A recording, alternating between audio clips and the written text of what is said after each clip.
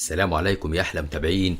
بنبدأ كلامنا بالصلاة على النبي عليه أفضل الصلاة وأتم التسليم، وما تنسوش دعمنا باللايك والشير للفيديو والاشتراك في القناة وتفعيل الجرس علشان يوصلكوا إشعار بكل جديد بنعمله. فيلمنا بيبدأ مع ريجي، ديك رومي مختلف عن باقي أصحابه، بيحاول يفهم صحابه إن صاحب المزرعة بيأكلهم علشان يكبروا ويذبحهم لأن دي الوجبة المفضلة عند البشر. صحابه مش بيهتموا بكلامه، واول ما بيشوفوا صاحب المزرعه بيمشوا وراه بسرعه علشان ياكلهم. ريجي بيقول لنا انه دايما هو مختلف عن باقي اصحابه. وقت ما ريجي رايح ينام مع اصحابه بيشوف ديك رومي عجوز بيدخل وبيقول لهم ان كلام ريجي صح وان البشر بياكلوهم علشان يكبروا. هنا ريجي بيقول لهم على خطه علشان يهربوا كلهم، لكن اول ما الباب بيتفتح الصحاب بيضحوا بيه وبيرموه اول واحد بره. وبنشوف رئيس الولايات المتحده بيقول لهم انهم عايزين يختاروا ديك رومي يعفوا عنه. تيجي بنت صغيره شايله ريجي، ودي بتكون بنت الرئيس، وبتطلب من الرئيس انهم يختاروا ريجي ويعفوا عنه. وباباها بيوافق وبيسمح لها تاخده معاها وتركب الطياره الهليكوبتر. بيروحوا مكان اسمه كامب ديفيد ويوصلوا البيت، وبنشوف بنت الرئيس ومعاها ريجي بتنام وهي بتتفرج على التلفزيون في الاوضه بتاعتها. ريجي بيشوف اعلان بيتزا على التلفزيون وبيطلب اوردر بيتزا، بياكل البيتزا وهو بيتفرج على التلفزيون. وفي مره وهو بيتفرج على التلفزيون بيظهر له ديك رومي كبير قوي بيخطفه وبيروح بيه على الغابه، وبيقول له ان اسمه جيك وانه جاي علشان يحرره، وبيعرفوا انه من جبهه تحرير الديك الرومي وانه محتاجه في مهمه. هنا ريجي بيحاول يهرب منه اكتر من مره لكن بيفشل، وبياخده وبيمشي وبيقفوا عند سور القاعده. وهنا جيك بيوري له مقبض الباب الذهبي اللي اخده من الديك لما كلفه بمهمه. هنا بقى جيك بيقول لريجي المهمه بتاعته، واللي بتكون عباره عن رجوعهم بالزمن للفتره اللي البشر بداوا فيها ياكلوا الديك الرومي علشان يمنعوهم. وبيدخلوا اوضه فاضيه وريجي بيرمي فرشه بالغلط والمكان كله بيتحول لاسانسير، وبينزلوا لاوضه القاعده العسكريه. هناك بيشوف الخريطه وبيشوف ريجي آلة الزمن، وبيخدع جيك وبيمشوا من مكان تاني علشان هو مش حابب يعمل المهمه دي. وفي الوقت ده بنشوف الرئيس ومعاه الجنرال ساجان وهم داخلين القاعده العسكريه علشان يجربوا آلة الزمن. ولما ريجي بيشوف مجموعه جنود معديين بيقرر يكلمهم علشان يخرجوه من هنا، لكن هم بيشوفوا بالنار وجيك بينقذه في اخر لحظه وبيمشوا مع بعض. بيلاقوا الحراس واقفين وبيحاولوا يشغلوه لكن بيفشلوا والحراس بيجروا وراهم. في نفس الوقت ده بنشوف الرئيس ومعاه الجنرال ساجان بيجربوا آلة الزمن، وفي الوقت ده بنلاقي آلة الزمن بتفتح قدام ريجي وجيك وهما بيجروا من الحراس، فبيدخلوا جوه آلة الزمن علشان يهربوا من الحراس.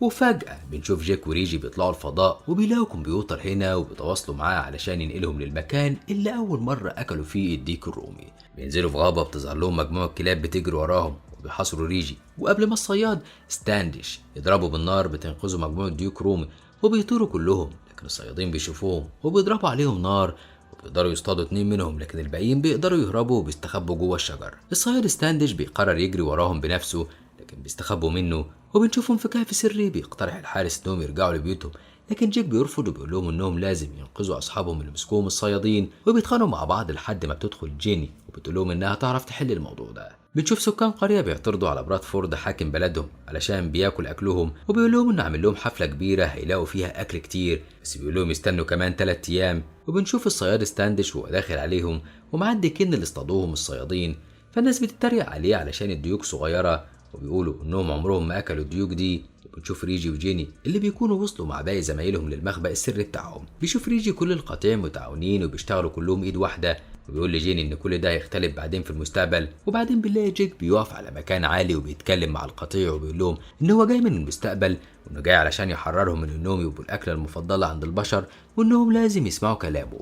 والديك العجوز بيقول لهم ان كلامه صح. بنشوف القائد برود بيك بياخدهم لمكان الكتاكيت وبيقول لهم انه يهتم بيهم جدا علشان دول المستقبل. وبنلاقي الصيادين قاعدين بيتكلموا انهم لازم يدوروا على الديوك اللي هربت منهم، وبيظهر الصياد ستاندش وبيقول لهم على خطه ينفذوها علشان يلاقوا القطيع. وتاني يوم الصبح بنشوف القائد برود بيك والمستشار بتاعه هما بيكلفوا كل واحد بالمهمه بتاعته، وبيكلفوا جيني وريجي بتدمير الفخاخ بتاعه الصيادين وانهم لازم يامنوا المكان. وفي وقت ما جيني بيتفرج على ريجي وهو بيدمر الفخاخ بتاعه الصيادين، فجاه بتظهر لهم كلاب بتجري وراهم كابوا السفينه اللي كانوا جايين بيها من آلة الزمن وبيركبوها بيختفوا. وهنا الصياد ستاندش بيكون بيراقبهم وبيلاقي اثارهم اختفت فجاه وبيرمي عليهم مسحوق اسود. تظهر السفينه لكن الصياد بيكون مش مصدق اللي بيحصل، وجيني بتكون مصدومه من اللي بتشوفه، لكن ريجي بيشرح لها كل حاجه وبيقول لها انهم فعلا جايين من المستقبل وبينزلوا الارض مره تانية. بنشوف جيك والحارس وهما بيراقبوا برادفورد وهما بيجهزوا للاحتفال اللي هيكون فيه اول وجبه ديك رومي. وقتها جيك بيدمر لهم المكان قبل ما يبداوا. وبنشوف ريجي بيقول لجيني لو هي حابة تشوف المستقبل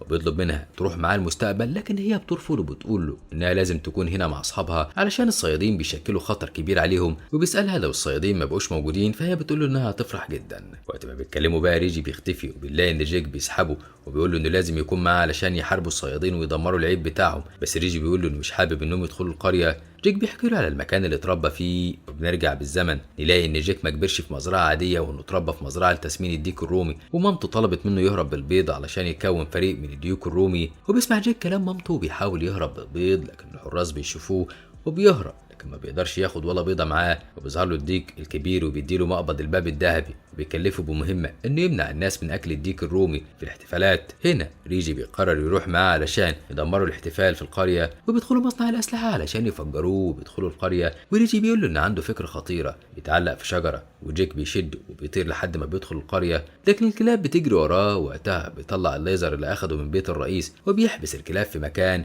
بعدها بيدخل مخزن الاسلحه والبارود علشان يفجره، وفي نفس الوقت جيك بيروح المخزن التاني علشان يفجره برضه، وجيك بياخد البوق اللي فيه البارود علشان يثبت للقائد بتاعهم انه دخل القريه ودمرها. فعلا جيك وريجي دمروا القريه، وهما بيجروا وقع البارود اللي كان جوه البوق، وبيوصلوا مكان القطيع وبيسالهم برود بيك على اللي حصل. ريجي بيقول انهم دمروا اماكن الاسلحه بتاعه القرويين، وهنا الحارس بيساله الدليل على كلامه. هنا جيك بيوري له البوق، وهنا كل الديوك الرومي بتشكره على اللي عمله علشانهم. في نفس الوقت بنشوف الصياد ستاندش وهو بيتكلم مع برادفورد، وبيتكلم معاه بخصوص مخازن الاسلحه اللي اتفجرت. وهما بيتكلموا ستاندش بيلاقي البارود على الارض فبيولع فيه علشان يقدر يوصل للقطيع. وفي الوقت اللي ريجي بيتكلم مع جيني علشان يقنعها ترجع معاه للمستقبل، بيشوف نار بتقرب من مكانهم، وهنا بيعرف ان الصيادين عرفوا المكان بتاعهم، وبيروح بسرعه يقول لباقي القطيع. هنا برود بيك بيطلب منهم يخلوا المكان بسرعه، لكن للاسف الصيادين بيقدروا يمسكوا كتير منهم، فبيفكروا يمشوا من طريق تاني. وهنا بيلاقوا الصياد ستاندش وهو بيستخدم النار علشان يحبسهم ويولع فيهم. في الوقت ده جيني بتدخل علشان تنقذ الكتاكيت، وبيروح معاها ريجي، لكن النار بتكون حواليهم من كل ناحيه. وفجاه بيلاقوا جيك ومعاه الكتاكيت والبيض بيخرجوا كلهم بسرعه، لكن النار بتكون كبيره قوي. وبنشوف القائد بتاعهم برود بيك بيضحي بنفسه علشان هم يقدروا يخرجوا بسلام. وبعد كده بنشوف اللي فضل من القطيع متجمعين علشان يختاروا قائد جديد، وبيختاروا جيني تكون القائد ليهم، وبتقول لهم انهم لازم يدافعوا عن نفسهم ويرجعوا صاحبهم اللي اخدوه الصيادين. وبيقرر ريجي انه يركب السفينه ويرجع للمستقبل، وبيروح لجيك وبيقول له ما ينفعش يمشي ولازم يكون هنا علشان ينقذ القطيع، لكن ريجي بيرفض وبيرجع. وبيروح بيته بيلاقي حد نسخه منه، فبيحاول يقفل عليها الباب، لكن مقبض الباب بيتخلع في ايديه. فجاه بيلاقي نسخ كتيره منه، وبنعرف وقتها ان كل ده بيحصل علشان ريجي سافر عبر الزمن، وبينصحوه يرجع لجيني وباقي القطيع هناك. فبيقول لهم انه لازم يلاقي الديك الرومي الكبير، فبترد عليه السفينه وتقول له ان هو يكون الديك الرومي الكبير اللي كلف جيك بالمهمه. وقتها بيقرر انه يرجع لهم من تاني علشان يساعدهم. لما بيوصل هناك الحارس بيتضايق منه جدا وبيقرر يطرده، لكن الكتاكيت بيدافعوا عنه، وبعد كده بيسيبوا يفضل معاهم. بيمشوا كلهم يروحوا عند القريه علشان يدمروها، وجيني بتقول لهم يبداوا الهجوم على القريه، لكن في نفس الوقت الصياد ستاندش بيضربهم بالمدفع، لكن طلقات المدافع بتتسحب وبتطير في دوامه في السماء. وساعتها ستاندش بيحاول يضرب عليهم بالمدفع بتاعه، بس هو كمان بيتسحب وبيختفي. وبيظهر ريجي وهو على آلة الزمن وهو بيقدم للقراويين بيتزا كتيرة قوي علشان ياكلوها بدل وجبة الديك الرومي، وبتعجبهم جدا وبيفرحوا بيها. كمان الرئيس الهندي حبها جدا، وريجي بيقول لنا انه مبسوط قوي انه قدر ينقذ فصيله الديك الرومي من انها تتاكل. ومن ساعتها والناس استبدلت وجبه الديك الرومي بالبيتزا في احتفالاتهم. وبكده تكون خلصت احداثنا النهارده. لو عجبكم الفيديو ما تنسوش دعمنا باللايك والشير للفيديو، وما تنسوش الاشتراك في القناه وتفعيل الجرس لو اول مره بتشوفونا.